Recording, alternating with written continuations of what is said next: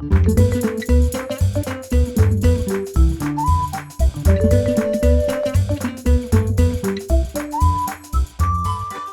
amigos, bienvenidos. Hey friends, welcome back to the Language Tutor Spanish. It's really good to have you on this episode because this is another viewer request. Yeah, we're doing a whole lot of viewer requests lately, aren't we? Well, I was on the Language Tutor Spanish Facebook page and was getting all these great ideas, and somebody said, we really need a lesson on filler words. Those random words that kind of help us fill in the gaps, as I always say, and just random words that we come up with. And so I thought that was a great episode idea. So here we are doing that episode. And I even put on there, I said, give me your ideas for those filler words. And so I made a list, and that's what we're going to cover in this episode. So let's get started. All right. First up, I want to put this word up, así. Now, this was one of the suggestions. Now, I hate to, as we say in the South, I hate to pass the buck, but I'm going to tell you for this word, go to lesson 90. Now, I could talk a little bit about this word right now, but there's a lot to it. And I think you're going to get more out of it to go back to lesson 90 and watch a whole lesson on just this word right here. Okay. So I'm going to move right past that one and just keep going down the list. Next, I want to put these three words, como, and como. Yes, the first one with an accent and the next two with no accent, okay? The first one, como, with an accent. Somebody said, what's the difference between these words? Well, this is it. With an accent, it actually means how. I'm asking you how. How does something work? How is something? Give me the status. How does it go? For example, ¿Cómo estás? How are you doing? It's literally saying how. So when we want to say how, we're going to put that accent on it. Okay, but what about when we don't have an accent? Well, it could be two different things. So that's what we're left with. First, como without an accent can mean like or as. Okay, somebody is like something, something happened as something. That's all como with no accent. So here's an example for you. He is just like you described. So, él es como me describiste. He is like you described to me. Él es como me describiste. That's an example of like. Or he is as you described. So that's how we use como with no accent. All right, now, but what about that third one? It didn't have an accent either. Como with no accent can mean like or as, but as a verb, it is the verb comer conjugated with yo, which means I eat, right? I eat. So, I guess if you were in the hospital and needed someone to feed you and it was the first time, you might say, como, how do I eat? So you might be faced with that weird situation. I hope not. We hope that never happens to you. All right, up next is antes. Antes, which means before. I want to give you a couple examples. Voy a comer antes de la reunión. So I'm going to eat before the meeting. All right. Now, I could also say después, which means after. That was another request to use después and learn about that. I could say I'm going to eat after the meeting. So voy a comer después de la reunión. All right, but there's something I want to remind you about these two words, antes and después. When I use these with a verb, as in before doing something or after doing something, I just want to remind you that that verb is always going to remain unchanged. It's going to keep the AR, the ER, or the IR. So we're not going to take those off and conjugate it. Here's an example. Before eating, I wash my hands. All right. Antes de comer, I don't change the verb. Me lavo las manos. Antes de comer, me lavo las manos. Before eating, leave the verb unchanged. Okay. And so we would do the same thing if we were going to say after doing something. All right, well, let's keep moving on here. Up next is the word que. This one was in the list that our Facebook friends wrote down and said, hey, let's learn about que. So once again, I'm going to tell you, this is a really, really vast word. It's vastly used. It's used in all kinds of different concepts.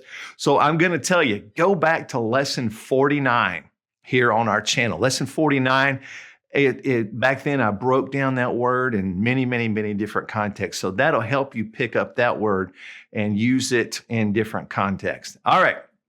Now I want to put this one up. O sea, you speak in Spanish with somebody, a lot of times they'll say, o sea, and that literally means, or it is, and, because that's a form of ser. And so you're saying, or it is, and what you're doing is speculating something. You're saying it could be something, it might be something. You can also use it to say, I mean, sometimes we go, well, I mean, and we kind of speculate about something. It could be this, it could be that. It's possibly that. So that's how we can use o sea. It can also be in other words. It can be, that is to say, we're kind of pondering, speculating something. That is generally how o sea is used. All right, bring that one in your conversation. Up next is todavía. Todavía. Now this word is used a lot. It can mean still. It can also mean yet.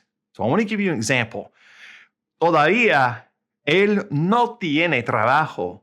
Okay, so todavía él no tiene trabajo. This could be translated two different ways back into English. He still doesn't have a job. But it could also be, he doesn't have a job yet. Either one, it kind of works both ways, okay? Now let's move to the next one. You'll hear this a lot. Entonces. Entonces. This word means then, for the most part. I guess is a good way to say it. It means then. But I want to give you some examples. First of all, look at this one. Desde entonces. Desde entonces. That means since then. Okay, so that's one way to use entonces. Desde entonces. Since then. This has not happened. That has happened. Okay, here's another one. Hasta entonces.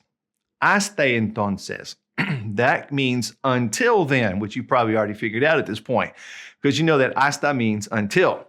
All right, we don't say see you later. We say until later. Hasta luego. So until then is hasta entonces. All right, here's another one. Y entonces, and then. Y entonces, and then. Okay. That's another way to use it. I got a couple more for you. Para entonces can imply by then, something was the case. We'll have to finish the sentence however you want to, but by then, para entonces, here I'm going to flip para to por and make it por entonces, can imply back then. Okay? And let's do one more. Pues entonces means well then, and then you finish the sentence however you want to. Well then, pues entonces, and then just go on after that, okay? So let's move on to the next word, and that is haber. Haber. Now, to see. I hear people say, haber, let's see. Okay, so that's kind of what that's implying. Let's see. A ver. I also hear people say, vamos a ver. We're going to see. We'll see what happens. Vamos a ver. All right. So that's one way we can use a ver and vamos a ver if you want to. All right. Now, here comes a fun word. It's this one. Vale. Vale. Now, first of all, I want to say I get lots and lots of comments about words like this with a V. And I try to address those comments and questions, but usually when I get, people coming in the channel all the time, somebody every once in a while will pop in and say, oh my gosh, I'm confused. Is it pronounced like a V or is it pronounced like a B? Well, I just have to say it depends on where you are. You're going to go to countries where it sounds like a V. And if you're in Mexico, it's going to sound clearly like a B. And then you'll have others that are kind of in between, soft B's, or, they're just a fine line in between. So you're going to hear it both ways. It depends on where you are. All right. So right now I'm saying, vale, vale. All right. So vale is a nice little Spain word. All right. It's a word from Spain dialect, Spanish dialect from Spain. And this really means, the verb valer means to worth, if that's a good English translation, to be worth something. It's kind of like, how much is it worth? But in a kind of a backwards way. So we can say this, we can say, ¿Cuánto vale? How much is it worth? But really, that verb is doing the action. So it's how much worths it. You know, it's kind of weird to translate back to English, but that's really what the verb implies. So when you just say vale, it's actually used to say, okay, that'll work. Fine with me. That's good. I mean, anything you're affirming, that'll work. Let's do that. Anything you're agreeing with, affirming it, you can use vale like that.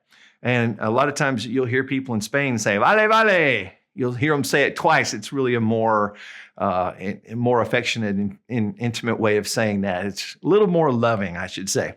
So you can use vale like that. All right. Now I want to talk about this word. You've all heard this one. Ole. Ole.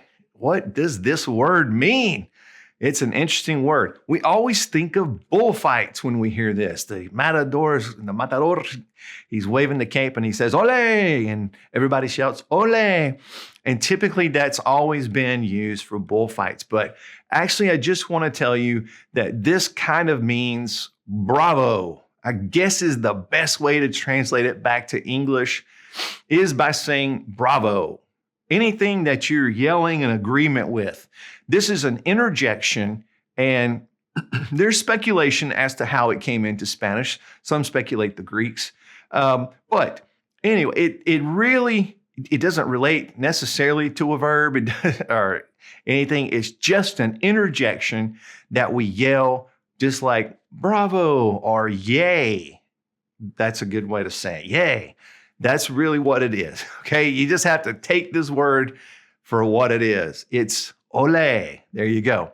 Now let's talk about lo que. I had a question about lo que. How do I use lo que?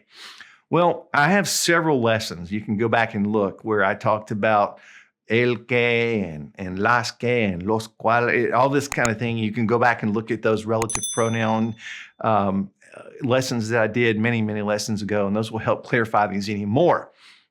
But basically, lo que, it kind of means what when we're talking about a specific object and it's the thing we're talking about. It can also be maybe even more closely related to whatever. It's the thing that we're talking about. Let me give you some examples so you'll see what I'm talking about. You can eat what you want. Puedes comer lo que quieres. You can eat what you want. Puedes comer that which or whatever you want. Okay, so that's really how lo que works. It's kind of like the whatever we're talking about, if that's a good way to explain it. Okay, now I want to do just a little bit more. Here's a really good word to use as a filler word. It is además. Además. Now I want to tell you mainly this word means besides. Okay, it can have some other context when we translate it back to English, but it really means besides. So I want to give you some examples.